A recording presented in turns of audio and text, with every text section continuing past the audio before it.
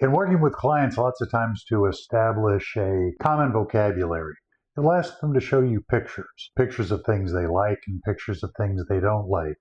On the rare occasion when someone says, I want something just like this, I have to explain to them that they don't. And let me show you why. Here's a dark green contemporary bathroom with a lot of marble-like material in it. Take a look at the bathtub. The bathtub is set at either 32 or 36 inches above the floor. The way in which you're supposed to get into a bathtub is sit on the edge, swing your legs in, and move down into the water. There's no way you can get in here unless you access the stairs. And there's nothing like shallow marble stairs as a way you want to try to avoid to get into a bathtub. Take a look at these draperies. I don't think those are going to stay dry for long. If you think about the depth of a bathtub, front to back, 32 inches is a standard sort of depth for a regular drop-in tub. Undermount or deck-mounted tub like this one may be even wider. If you can imagine reaching across something that is at waist height and then trying to turn the water on, you're going to have a fairly tough time with that. Let's address the big issue in the bathroom for me, lighting. You can't see. There are no lights. A lot of designers have real issue with lighting that's placed in the ceiling. The picture of this bathroom has no lights at all, except for the light that's coming in the window. You're going to need more than just a flashlight. And back to these steps. They look to be less than a 6-inch tread. So I can almost assure you that if you're coming out of the tub onto this platform that's way above the floor, and then try to go down these tiny little steps, there's a really good chance that you won't make it happily to the bottom. Here's a pretty picture of a garden room, or I'm guessing based upon the brushes sitting in the flower pots on the wall and some of the things on the countertop, that maybe this is also supposed to serve as an art studio. So, what have we got? First, let's look at the seating. There's a rattan sort of chair with a party dress sitting on it and one jute pillow. Well, I don't know why that's there. And if you can't sit in the chair with that big pillow sitting in it, so that needs to go. A room with a lot of little vases that are sitting on top of this countertop under the window. That's not something that you're going to have every day. Also, you couldn't sit on top of the stools because the stools are covered in magazines and some sort of art supply. So let's clear that up. Now the stools are of such a height with the countertop that you will almost have that countertop at the level of your shoulders when you're sitting on those stools. So that's not working. And then we have no lights in the ceiling again, and just the light coming from the window, but there is a big brass coach light with a single light bulb mounted there upon the wall. So when we get rid of all the extraneous stuff and you look at the room in which the way that you would probably live with it, you can see that it's nothing at all the same. Next up, we have a highly decorated pantry, secondary kitchen kind of area. It's a beautiful picture. But again, let's look at the work surface. There's a couple of upholstered chairs in there.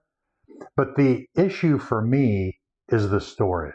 All of the storage space above the sink is open.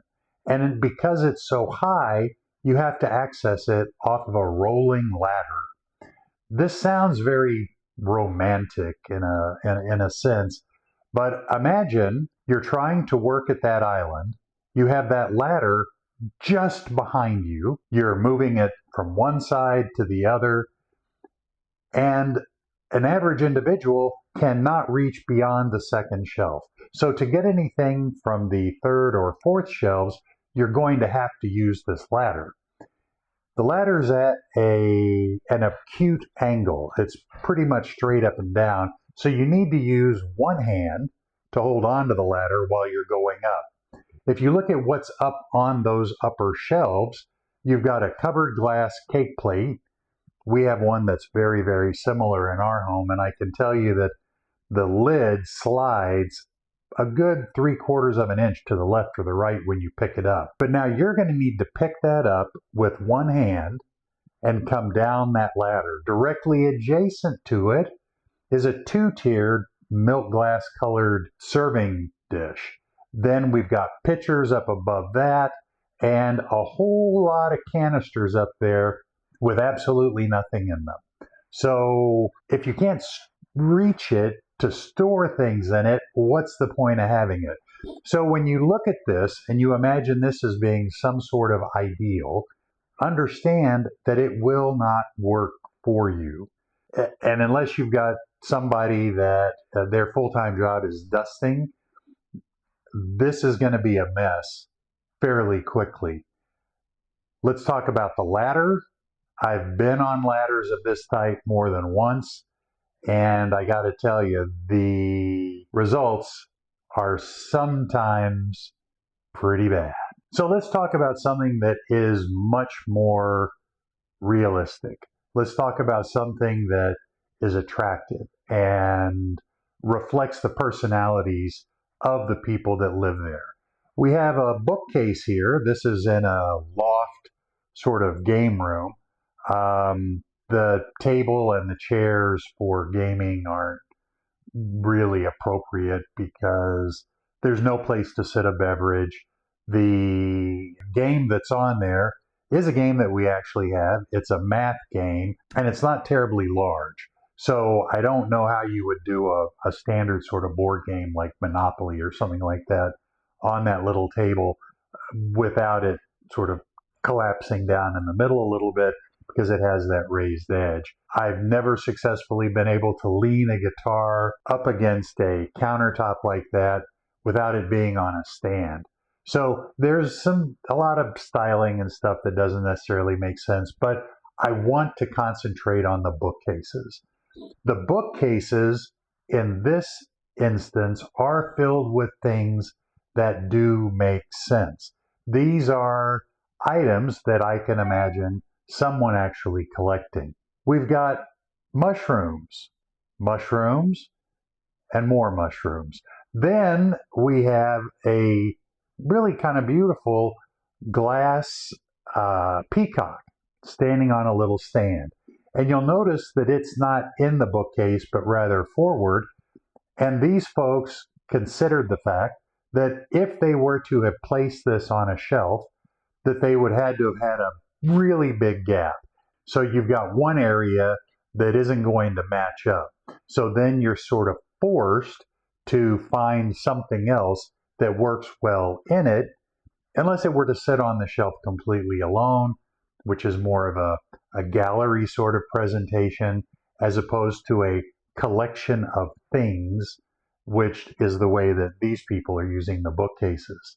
We move over to the next bay. We've got more mushrooms, one small trophy, a couple of dark green glass pieces that don't show up particularly well in the dark bookcase, but it clearly means something to them. And they're sitting right next to a photograph that looks to have been from the 1970s. Another mushroom, and the beginning of the seashells collection. You'll also notice that there's a bookend with a boat on it, and in the previous picture, there's the other half of those bookends. In the next bay over, the seashell motif is continuing. We've got two bookends with nautilus shells or nautilus type shells attached to them.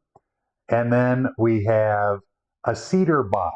And for those of us that have had pets, this is where they end up ultimately after they pass over the Rainbow Bridge. And I'm imagining that's probably what that is.